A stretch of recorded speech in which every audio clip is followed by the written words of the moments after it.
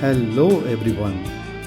Welcome to another podcast from Career Mantras, your YouTube channel where we give the mantras for your career growth and find your way in the corporate jungle. In today's topic, it's about liberating questions. Questions which, if you ask to yourself, will liberate your mindset from a narrow path to a broader outlook. This is a very familiar situation in corporates. You probably would have reached the office around 8:30 a.m. Sitting in your desk, you might be checking the emails. You notice there is an escalation on the delivery. Probably somebody has not delivered well, or you have probably exceeded the time period for the delivery. You feel very constrained. You don't have great people to work with. Your team members are not very capable, and the onshore is not very understandable. And you start judging yourself. You avoid situations. You become very bitter sometimes. There again, you see a confident Christina in the neighboring project who has a very similar situation but is bristling with lot of energy pushing through the constraints. You wonder, why is that I can't be like her? The answer to this is the liberating questions. You need to have a mindset which will liberate yourself from not getting fixated on the constraints, on the negative things, and start looking for solutions. You need provocative questions. Liberating questions are the one. It will make you think different. It will break your existing limiting mental model, and more importantly, it will kill the hesitation you have. Let's see one by one. Liberating question number one. Imagine the situation. You are taking a transition of a project from another vendor. The vendor has given you only 4 weeks. Your staffing says that they can't get everybody by then, and your client has so many expectations on this transition. Day by day, you become very narrower, you become bitter, and you become very constrained, not knowing where to push and where to pull. If you find in a situation where you are stuck completely, ask yourself this question. If you and your boss are fired, just for figurative purposes, what would be the new replacement be doing? If you think about this question deeply, imagine a person who would come to your position. What will he or she be doing? They will probably push the boundaries on the vendor, push the boundaries on the staffing, and also have keep the client little bit honest on this. They will not approach things with constraint.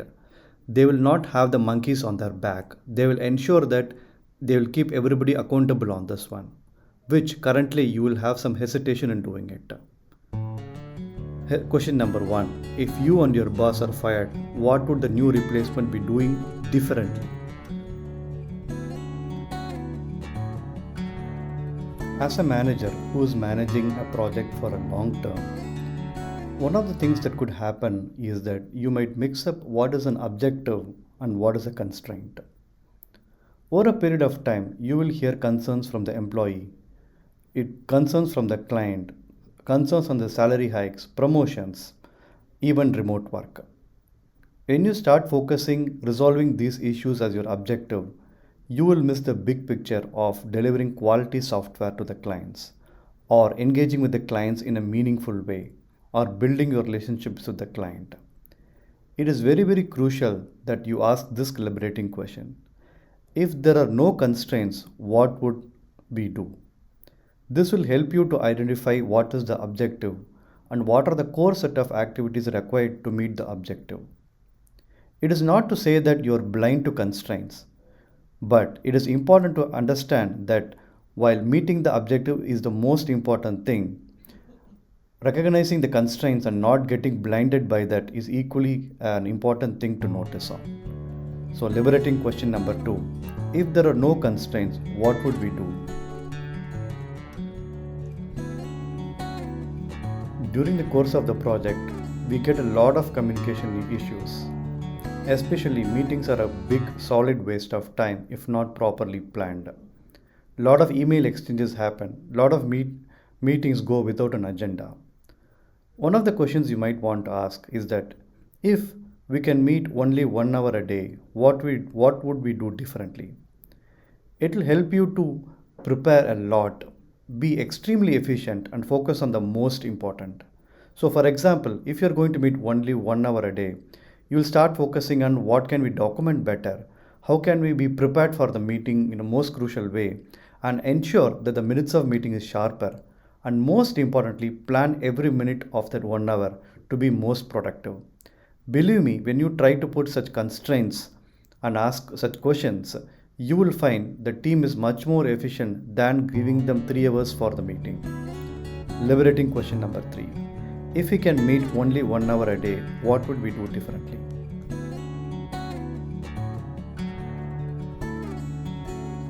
The next one. As you go through your career, you will get a lot of feedbacks, promotions, client visit appreciations, a pat on the back from your boss also. And you might have an inflated ego of how you are positioned in your company and how good you are doing.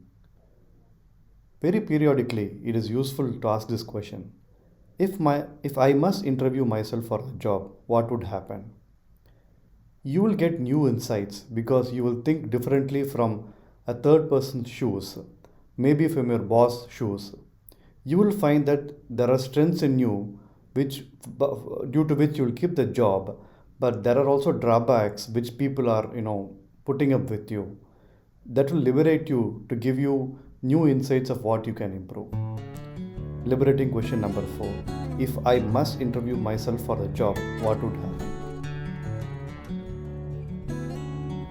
In the corporate career, there are a lot of patterns of growth. One of the important patterns that I have noticed is that you are a part of a group which is headed by a very prominent leader. When the prominent leader moves to a new division, he or she takes his group along with him or her. But it is very important to ask this question. If my boss quits tomorrow, am I still valuable? It is important to have your personal branding spread beyond your boss. It will ensure that both internally and externally you have a strong positioning in your career.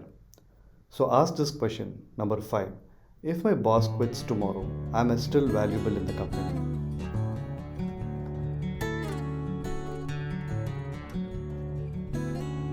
I remember this from my career. There is a project where there is a delay of 2 weeks in the project, and I never informed the client because I have to face the pain of informing the customer, and I thought somehow we can meet the delivery. What happened in the end was that we lost the project because the customer lost the confidence. Ask this liberating question number 6. If I don't act versus act and face the impact, which one has worse impact? So in this case, if I had informed the customer that there would be 2 weeks delay, he would have been angry, but at least he would have got the trust that I am sincere in him. Whereas because I didn't inform him, he lost the trust and we lost the project. So ask this question always. Number 6. If I don't act versus act and face the impact, which one has worse impact? When you spend 5 or 10 years in an organization, you get very comfortable. Just like in the marriage, you will take your spouse and your children and probably your in-laws and your parents for granted. If you want to feel truly secure, ask this question. If my entire org restructures, what will be my position internal and external? When you ask this question, imagine a situation that if possibly you are currently structured by industry verticals, what will happen if your entire organization is organized by geographies? What will happen to you? How many people will know your contribution? How many people will value your unique contribution and ask for your role in a specific position? If you are drawing blank, come with a strategy of how you will do personal branding. I have done a video on personal branding in one of my in the channels. So question number 7.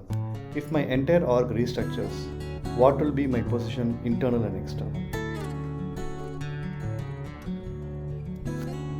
So we are coming to the end.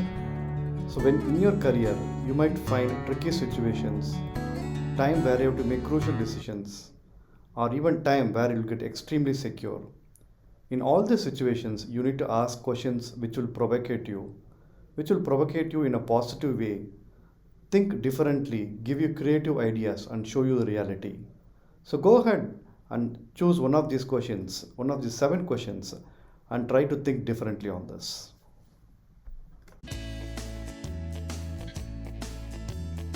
So we are coming to the end, and if you like this video, please do like and subscribe and share it with your friends, and share your feedback in the comments. Until we meet next time, thank you folks.